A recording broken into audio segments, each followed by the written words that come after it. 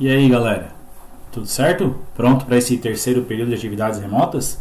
Então, a gente agora na geografia vai falar sobre industrialização. Até eu acho que vocês, antes de dar uma olhadinha aí no meu rostinho aqui embaixo para matar a saudade, viram aqui que tem uma imagem do filme do Charlie Chaplin, né, o famoso Tempos Modernos. Vocês já estão achando que é aula de filosofia, aula de sociologia, mas enfim, não.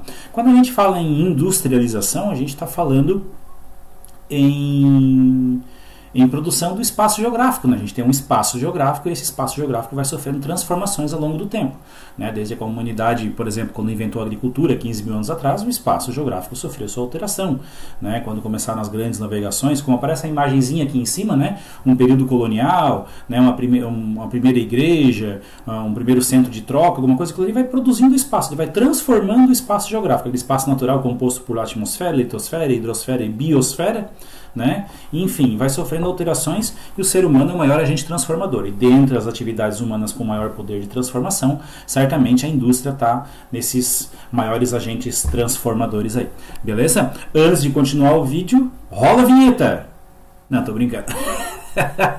Não esquece de apertar o inscreva-se aqui, né? Tô recebendo vários e-mails aí do YouTube, que o meu número está crescendo, mas é bom dar um prestígio aí pro professor, que enfim, a gente se envolveu bastante aí para construir, para fazer essas aulas aí, né, investir até agora numa cortina bem cara aqui, para ficar um ambiente bem certinho, para o Chrome Key aqui atrás, aqui, a minha tela verde funcionar melhor, beleza? Então, gente, como eu falei para vocês, né, olha só essas imagens que estão aqui do ladinho, né, a transformação, claro que é uma imagem que não é muito realista do que era antes e do que era depois, mas é mais ou menos para passar uma ideia para vocês dessa ideia de agente formador, transformador do espaço geográfico, né? É um novo espaço que está se criando, é uma nova rede de comunicação, uma nova rede de inter-relação entre ser humano e natureza que está se criando aí, beleza? Enfim, a gente vai começar a falar agora um pouco dessas formas de produção e a partir das revoluções industriais, né? Porque as revoluções industriais é um processo, a industrialização ela é um processo que aconteceu especialmente por 3 revoluções industriais. Nós estamos vivenciando a terceira revolução, ok? E ao longo dessas revoluções foram mudando os seus combustíveis, foram mudando as suas relações de trabalho, enfim, a gente vai seguir agora uma linha de um processo de evolução na industrialização, beleza? Vou começar pelo artesanato. O artesanato é uma coisa muito simples assim. O artesanato, como a gente fala assim, uma casa de artesão, né? Remete um pouco daquele artesanato antigo. O artesanato antigo não era só uma questão para respeitar a cultura local, alguma coisa assim, não. Era feito instrumentos, eram coisas que eram usadas para o trabalho em si, certo? Hoje ele é muito mais visto como uma questão decorativa, mas naquele tempo, né, o artesanato era a forma de produzir que se existia. A questão do artesanato, o conceito principal dele que tem que se levar em consideração no processo de industrialização é que o artesanato praticamente não se pratica mais no que diz respeito a questões industriais, né? Mas se levar em consideração o seu conceito, tem que levar em consideração que o artesanato é toda a produção por uma única pessoa, tá? Em todo o processo de produção é uma única pessoa que faz todo aquele processo, desde a colheita, desde o molde, né? Usando equipamento simples e assim por diante. Isso é a base do artesanato. Hoje na indústria basicamente o artesanato não existe mais, a não ser que seja aquela questão cultural, como eu falei para vocês, né? A evolução do artesanato é a manufatura, certo? Olha qual é o conceito de manufatura aqui, ó. É um sistema de produção com técnica de produção artesanal e divisão do trabalho, ou seja, tu continua trabalhando com a mão. A ideia do artesanato é isso, é trabalhar com a mão. Mas o artesanato como um todo é tu fazer todo o processo. Como vocês podem ver na imagem aqui, o cara tá fazendo o trabalho dele manual. Essa é a parte artesã dele. Mas ao mesmo tempo tá vindo vocês estão vendo que é um motor, né? Provavelmente um bloco de motor de automóvel, alguma coisa assim, que vem de uma linha de produção da maquinofatura. Ó, eu vou passar o slide aqui, ó, mudou um pouquinho o tamanho da foto, tá vendo, ó? Maquinofatura. Olha só o nome, manufatura, mão, certo? Manufatura. Maquinofatura, quem está fabricando na manufatura é a mão, quem está fabricando na maquinofatura é a máquina. Geralmente nas indústrias as duas estão trabalhando juntas, né? A maquinofatura, tudo que é feito à mão, mas em algumas etapas da produção é essencial, não existe ainda uma máquina que substitui Claro que existem, dependendo do produto, toda a forma de produção é totalmente mecanizada, totalmente maquinofatura. Mas a maioria das indústrias ainda trabalham com a maquinofatura aliada à manufatura, tá? Então, só para vocês tomar cuidado com essas palavras aí, que tem gente que fala que só existe maquinofatura. Não, a manufatura continua existindo porque existe a faturação, a fabricação, faturação se reflete a isso, né? A fabricação daquele equipamento, daquele elemento que está sendo feito ali, com o manuseio, então, de alguma pessoa ali naquele instante, ok? Beleza, a partir daí a gente começa a falar então das revoluções industriais. A primeira revolução industrial, vocês vão lembrar que aconteceu na Inglaterra. E por que aconteceu na Inglaterra, né? A gente tem alguns fatos aí, tem diversos, mas eu vou citar alguns para vocês que estão aqui em cima de mim, ó. A burguesia já estava no poder, já tinha um controle monetário, né? Já não era mais aquele controle tão forte no que diz respeito a exércitos e tal, então o dinheiro já tinha um poder de controle, né? E quando se fala em dinheiro, a gente já está falando um sistema capitalista, um sistema de acúmulo de capital, né? Quem tem dinheiro faz mais dinheiro, e faz mais dinheiro, e faz mais dinheiro. Quem tem menos dinheiro fica cada vez com menos dinheiro, né? Complicado. Mas enfim, né? A Inglaterra também já estava num processo bem avançado aí, no próprio imperialismo, né, na própria questão de novas descobertas, né, e várias colônias, então tinha um acúmulo de capital muito grande, o que enriquecia ainda mais a burguesia, né. Tinha matéria-prima ambulante. O que a gente está falando de ambulante? Não, desculpa, abundante, né. O que a gente fala de matéria-prima abundante? Em especial carvão, porque é o carvão que impulsiona a grande invenção, né, a grande invenção que impulsionou a primeira revolução industrial, que é a invenção da máquina a vapor, ok? Então a máquina a vapor ela é o grande impulsionador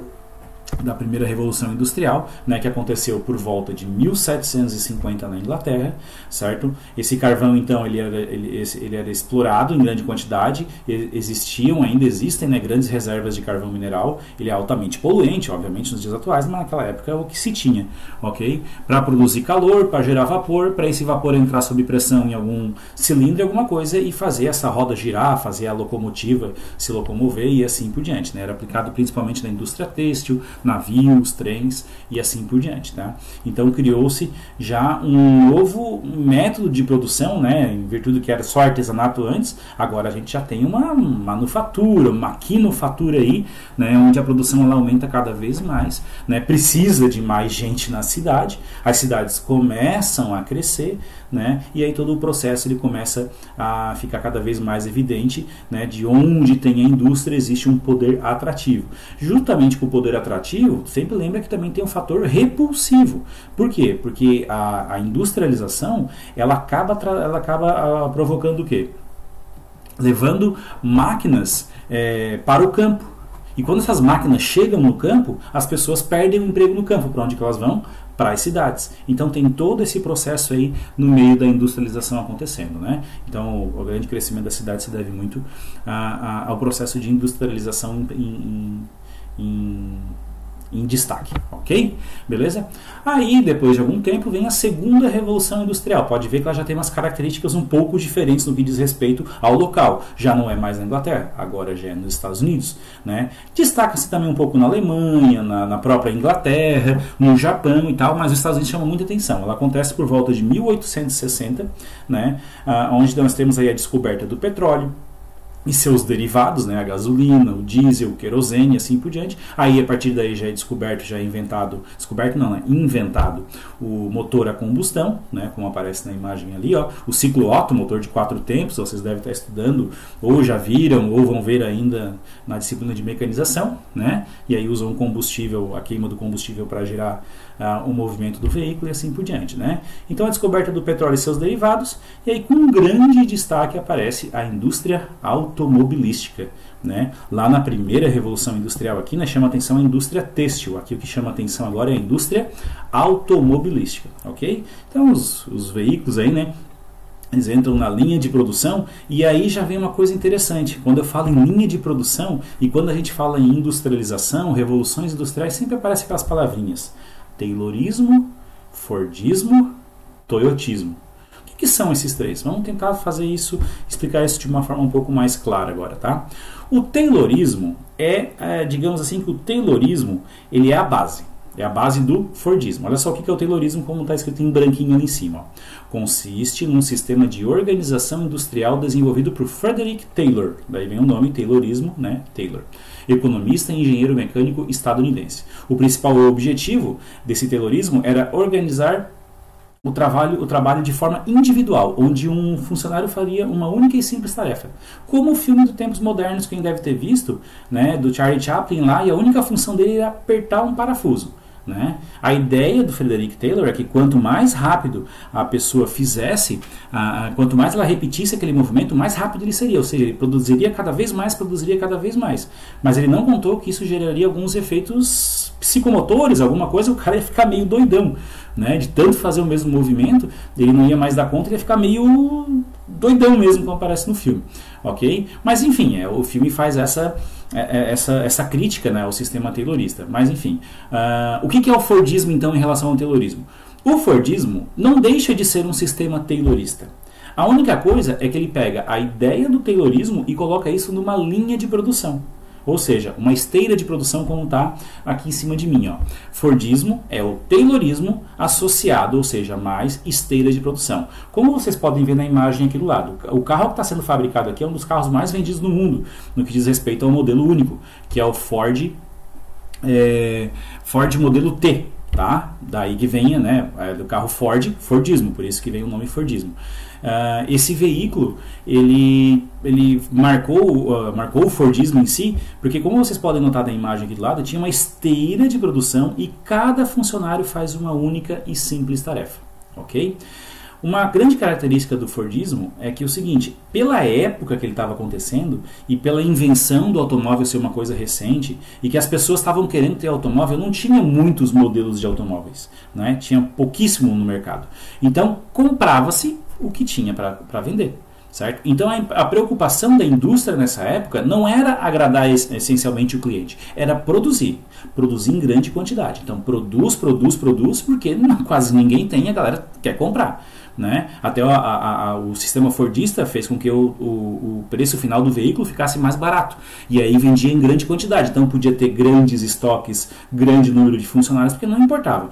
Na verdade, o carro também só saía em uma opção. Modelo preto com os mesmos opcionais. Era o mesmo carro sempre. Entendeu? Entenderam? Né? Bastante gente aí assistindo. Então, produzia em grande quantidade, porque naquela época não tinha tanto desse produto no mercado, então a preocupação principal era produzir, não era tanto vender, o que vai mudar lá no futuro, certo?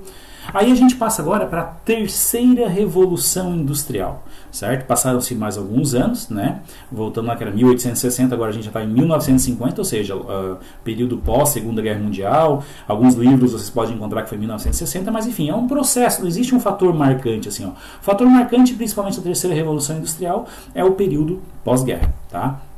Então, no final da Segunda Guerra Mundial, veio a terceira revolução industrial, que veio a evolução da robótica, né, como consequência até mesmo dos avanços que a guerra trouxe, né, a questão dos mísseis, a questão das bombas, né, desenvolver motores melhores, desenvolver bombas mais explosivas, assim, ou seja, envolveu muito conhecimento a guerra, né, acabou gerando muito conhecimento. Esse conhecimento depois foi aplicado na questão da venda de produtos novos e assim por diante, assim como aconteceu também durante a Guerra Fria, assim como continua acontecendo, ok? Então a terceira revolução industrial ela é marcada especialmente pela computação, pela robótica, né, e tal, ok? Etc. A facilidade da velocidade da informação, a comunicação, os transportes, ou seja, a terceira revolução industrial é o que a gente está vivendo atualmente. Que cada ano que passa, ela fica mais veloz, ela fica mais aos nossos olhos, né? Foi ela que promoveu uma maior integração do mundo, foi ela que promoveu o processo de globalização, porque a facilidade de comunicação, a velocidade dessa comunicação, como a gente tem acesso a essas informações, as empresas multinacionais que são conhecidas no mundo inteiro, tudo isso tem a ver com globalização. Tudo isso tem a ver como consequência da terceira revolução industrial, que trouxe consigo o quê? Uma nova forma de produção, um sistema de produção toyotista. Se o Fordista era porque foi aplicado primeiramente na Ford, depois foi expandido para outras marcas, obviamente, outras empresas também aplicaram, o sistema de produção toyotista, ele começou na fábrica da Toyota no Japão, certo? os tempos mudaram, né? O público já sabe que é um automóvel, agora ele quer um automóvel diferente, ele quer uma cor diferente, ele quer um interior diferente. Eu estou dando exemplo do automóvel aqui para vocês, mas pode ser qualquer outro produto. Só estou pegando esse, que esse é o mais fácil para a gente trabalhar, né? Até porque os nomes dos processos de produção aí tem a ver com a fábrica automobilística, mas pode ser expandido para outros produtos também, ok? O que basicamente o sistema toyotista começa a se diferenciar do fordista? Primeiro, pela época, né? Segundo, pela clientela, né? São seres humanos, de novo, continuam sendo seres humanos, só que são seres humanos que querem consumir ao seu gosto. Então a indústria agora ela tem que estar mais preparada para produzir aquilo que o público quer comprar. Não adianta mais eu ter uma linha de produção e fazer só o mesmo carro. Todo mundo não quer ter o mesmo carro, todo mundo quer, né, todas as pessoas querem ter um pouco de individualidade, um pouco do seu gosto, né, um pouco do seu jeito no seu veículo, digamos assim, certo? Então a indústria automobilística e as outras em si começa a aplicar o sistema de produção fordista. Mão de obra extremamente qualificada e multifuncional, né? A pessoa que trabalha não é um cara só que faz só um torcer de um parafuso, agora ele controla uma unidade industrial, ele controla toda uma linha de produção muito robotizada, né, onde os robôs conseguem também entrar muito mais dentro da fábrica e produzir muito mais, né? Por exemplo, antes lembra que eu falei para vocês que todos os carros saíam com a mesma cor, o mesmo modelo, tudo? Aqui nessa imagem que aparece aqui, ó, já tem um carro vermelho, já tem um carro de um outro modelo, um carro prata e assim por diante. O robô já reconhece que aquele carro que está sendo produzido ele tem que ter ar-condicionado, aquele que tem atrás não tem ar-condicionado, o que está na frente, o banco é vermelho, o que está atrás... Ou seja, o sistema é muito mais qualificado agora e a mão de obra, o trabalhador também vai ter que ter uma qualificação muito grande, certo? Salários melhores e assim por diante. Só que o número de pessoas dentro da indústria é muito menor do que antigamente, obviamente, tá? A produção é ajustada de acordo com a demanda do mercado, então agora não tem mais grandes estoques. Aí que entra essa palavrinha aqui do meu lado, o just in time, né? Ou seja, tudo ao seu tempo, ou simplesmente ao seu tempo, ajustado ao seu tempo, alguma coisa nesse sentido é a tradução dessa expressão aí. Ou seja, eu não tenho mais grandes estoques. Tudo chega na hora que tem que chegar. Na hora que tem que produzir vai ser produzido, na hora que tem que ser fabricado vai ser fabricado e assim por diante, certo? Tudo na melhor forma possível para agradar o cliente. Ok? Claro que se é um produto que tem larga escala de saída, né, um veículo branco que sabe que vai vender bastante, eles produzem em grande quantidade, quase num sistema de produção fordista, digamos assim, né? Mas o toyotismo é a nova forma de produção atendendo a demanda do mercado, de acordo com o que o mercado vai pedindo, a empresa, a indústria, ela vai ter que se ajustando para atender essa demanda, ok? Beleza? Então isso vai facilitar toda essa tecnologia, esse trabalhador totalmente qualificado vai ajudar na diversificação da produção, ok? A gente tem umas outras consequências da terceira revolução industrial, que também é conhecida como terceira revolução técnico-científica, né? Que essas tecnologias, essa facilidade de comunicação, ela fez com que as indústrias se desconcentrassem, né? Elas começassem a se espalhar pelo mundo. Por quê? Porque agora eu tenho uma facilidade maior de comunicação, eu tenho uma rede de transportes muito mais eficiente, certo? Até mesmo no começo lá da Revolução Industrial, a indústria chamava a população e a população cresceu muito e a indústria ficou sufocada pela população, então é difícil chegar na indústria, é difícil sair da indústria, então ela começou a se deslocar para outros lugares, né? E assim por diante, né? O processo de globalização, as multinacionais fazem isso, então houve uma desconcentração industrial, né, pelo globo. Claro que tem países que são mais industrializados, países que são menos industrializados e assim por diante. Junto com essa desconcentração industrial também tem a ver aquela história de isenção fiscal, né? Os países ou os estados, dependendo aí da situação, começam a fazer tipo retirar impostos e tal para atrair a indústria para o seu estado, para o seu país ou para o seu município, como já aconteceu no Brasil, quando a Ford queria instalar mais uma fábrica do Brasil, criou um conflito entre Rio Grande do Sul, Santa Catarina, Bahia, Rio Grande do Norte, ou alguma coisa nesse sentido, que cada um ia tirando seus impostos para ver onde que a Ford ia se instalar, e ela ficava escolhendo, né? Ah, se tu faz isso, tu faz aquilo, ou seja, começou a jogar, a meio que brincar com essa situação. Mas, no fim das contas, se eu não me engano, ela acabou se instalando na Bahia, ok? E também também a questão da terceirização. A própria descentralização, desconcentração da indústria, essa descentralização faz com que os serviços sejam feitos em lugares diferentes, até por empresas diferentes, mas que no fim tem um produto final em comum, né? Isso é um exemplo também da própria globalização, né? Se tu vai lá e abre o capô do automóvel, por exemplo, tu pode ver que uma peça fabricada na Hungria, uma outra peça fabricada na Finlândia, outra peça fabricada no Brasil, né? Muita coisa fabricada na China, né? E assim por diante. Ou seja, cada peça é terceirizada, não é tudo feito no mesmo lugar. Certo? É porque aquela peça também pode ser usada por um outro carro. Vocês nunca desmontaram uma coisa que vocês acham que é de uma marca e dentro a marca é outra? Por exemplo, um dia eu fui consertar, né? Fui tentar ver o que estava de errado, ver se eu conseguia consertar em casa. Desmontei uma TV dessas de tela plana que era da Samsung, e a hora que eu tirei o Samsung estava escrito na tela Panasonic. Eu disse, poxa, o que é isso? Falsificado 2 vezes? Não, mas é que na verdade a Panasonic fabrica a tela de certo mais barato do que a Samsung, e a Samsung acaba comprando a tela da Panasonic e faz só o molde ao redor diferente. Entendeu? Então é uma terceirização. A gente tem hoje atualmente não só a terceirização da produção, a gente também tem a terceirização de serviços, né? Às vezes tu tem uma empresa ali, como tem na nossa própria instituição, onde muitas pessoas que trabalham ali não são empregados direto da empresa. A empresa acaba contratando uma terceirizada para fazer ou limpeza, ou segurança, ou assim por diante, porque ela não quer se envolver com questões trabalhistas, ela acha mais fácil trabalhar dessa maneira, tá? Esse é um exemplo que eu dou para vocês aí, beleza, gente? Então, quarta revolução industrial, tem ou não tem? Tem gente que diz que essa nanotecnologia que está vindo aí, toda essa nova revolução técnico-científica que está vindo aí, né, que a gente está se assustando com tanta tecnologia embarcada nos smartphones e tal, seria uma quarta revolução industrial. Isso eu vou dizer para vocês, vou adiantar, talvez seja, talvez não. Tá? Por quê? Porque alguns autores consideram que isso é uma consequência da terceira revolução industrial, ou seja, é uma revolução técnico-científica ainda, ela está acontecendo, só que numa velocidade maior, né? E numa situação que assusta mais a gente, mas ainda é uma consequência da terceira. E existem autores que consideram que isso seria uma quarta revolução industrial, tá? Mas eu sou da linha, e a maioria que tem no mundo aí ainda é da linha, que a gente ainda está vivendo a terceira revolução industrial, certo? Próxima aula, então, a gente fala sobre a classificação das indústrias e dos setores aí da economia. Beleza, gente? Um abraço, tudo de bom.